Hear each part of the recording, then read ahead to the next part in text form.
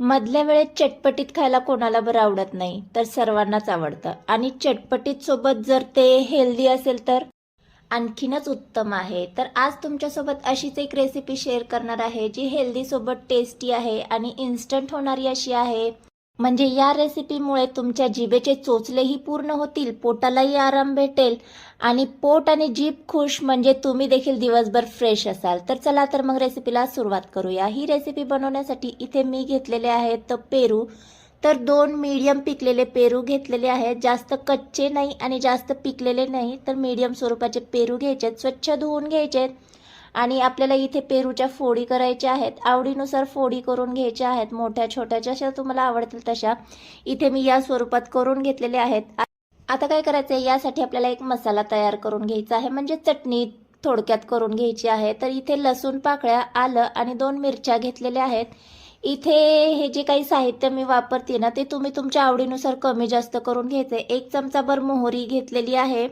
मोहरीऐवजी जिरे वापरू शकता किंवा दोन्ही स्किप करू शकता. थोडीफार कोथिंबीर घ्यायची आणि हे मिक्सरमध्ये फिरवून घ्यायचं आहे.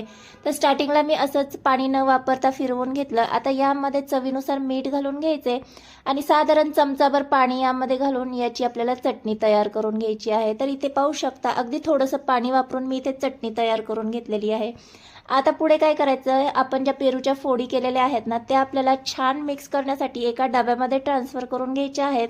आणि आपण जी तयार केलेली चटणी आहे ना, ती यामध्ये घालून घ्यायची. तर चटणीमध्ये हिरवी मिरची वापरलेली आहे, त्यामुळे आवडीनुसारच तुम्ही इथे हिरवी मिरची, आणि इथे मी तिखट देखील वापरणार आहे, त्यामुळे ते देखील तुमच्या आवडीनुसारच घालून घ्यायचं आहे. आणि आमचूर पावडर मी घालून घेतलेली आहे किंवा चाट मसालाही घालून घेऊ शकता. चवीनुसार मीठ घालून घ्यायचे. आपण मगाशी चटणीपुरतंच मीठ घातले, आता आणखी थोडंसं यामध्ये मीठ घालून घेतलं आणि अर्धा लिंबू यामध्ये आपण पिळून घेणार आहोत. तर मस्त हे सगळं आपण यामध्ये घालून घेतलं. आता छान हे एकजीव करण्यासाठी आपण झाकण लावून घ्यायचं आहे आणि छान असं मिक्स करून घ्यायचं आहे. तर इथे चमच्याने मिक्स करून घेऊ शकता, पण मसाल्याचं छान कोटिंग बसणार नाही, त्यामुळे मी झाकण लावून या पद्धतीने मिक्स करून घेतले. तर इथे पाहू शकता, खूप मस्त असा आपला इथे इन्स्टंट पेरूचा चटपटीत असा चाट तयार झालेला आहे.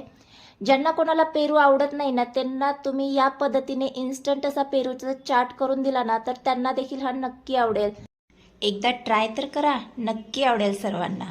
आवडल्यास रेसिपीला लाईक, शेअर आणि चॅनलवर नवीन असाल तर चॅनलला सबस्क्राईब केल्याशिवाय जाऊ नका. भेटूया अशाच एका नवीन साध्या, सोप्या आणि हेल्दी रेसिपीसोबत. तोपर्यंत बाय.